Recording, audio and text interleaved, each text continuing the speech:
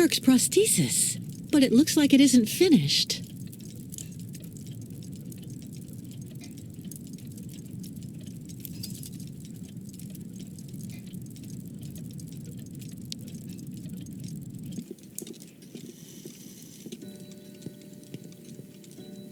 Miss Walker, may I introduce you to Sarah, my granddaughter? We've actually already met, haven't we, Sarah? I actually owe Miss Walker a candle. Thanks to her calmness and peace of mind, I'm still here and on my feet. She found my medication and gave it to me before it was too late. Donnerwetter. You don't mean you had another attack, do you? Ah, you're being so very naughty, Grandfather. You absolutely must let Dr. Zamiatine examine you. Come on, stay calm, my little child. When I go to the clinic to take the prosthesis to the young Yukol, I'll stop by and see the good doctor. Until then, why don't you make yourself really useful to Miss Walker? She's looking for some way to transport the Yukol caravan to the other side of the lake. Well, I think I've already found the solution. The boat in the film, the Crystal, it must be the ship that's docked in the port. If it was able to transport the automatons you and Hans built, it could carry the ostriches across the lake. Ah, that's not a bad idea. But unfortunately, there's a slight problem of size, dear Miss Walker. Sounds like you're talking about Captain Obo's alcoholism. I saw him earlier on the dock. That coward has been hiding himself in alcohol ever since he abandoned our automatons to Baranor, and he'd rather simply die than go back. He tells everybody that the evil monster of the lake is waiting for him, and that as soon as he goes back on the water, the beast will just up and grab him. But of course, that is the purest fantasy. Grandfather, I know you're still really angry with Captain Obo because he abandoned the automatons that you built with your friend Hans and Baranor. He was supposed to wait for them. They were going to take all the survivors they found in the rubble to the boat and then bring everyone here to safety in Valsambor. But in the end, when he got to the beach at Baranor and saw the disaster and all the dead, he became really afraid. The disease, the radiation. He must have had an uncontrollable panic attack, so he immediately turned back, dumped the machines on the Crystal into the lake, and came back empty-handed to Valsambor. And the automatons have been there ever since, in hell. But who knows? Maybe today he'll want to sell. I'm sure Kate will be capable of convincing him to help the Yukols. I have to go do my waitressing shift in the tavern. Come by and see me later on, okay? Captain Obo will be there. All right, then. I'll try and convince Captain Obo. Thank you for everything, Mr. Steiner. I don't know if I really should wish you good luck, dear Miss Walker. Baranor is only an open grave now.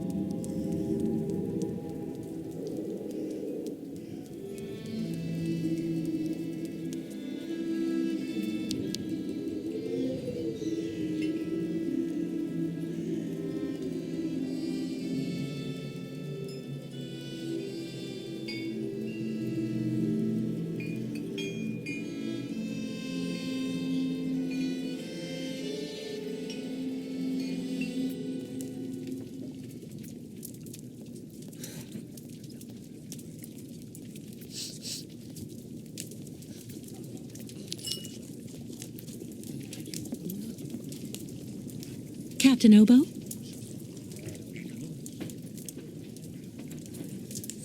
What do you want?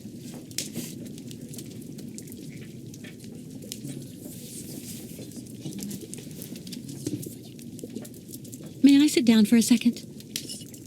Go ahead. Well, I'm sorry to impose, but I actually really... You know, you kind of remind me of someone. The wife of the quartermaster that served on board the Crystal after the war.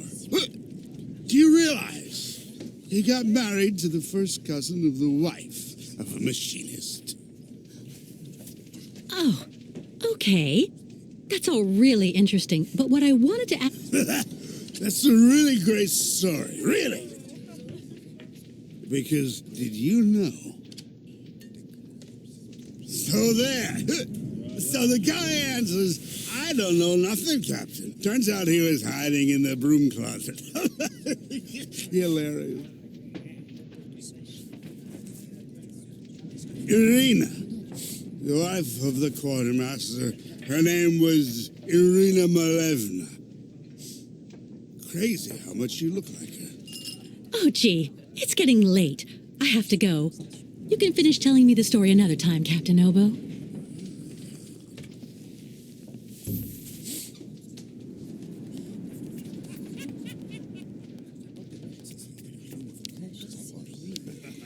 Is everything okay, Kate? Not really. I'd like to ask Captain Obo if the Yukon caravan can go on board his boat to cross over to Baranor. But I can't get a straight answer. He's completely sloshed.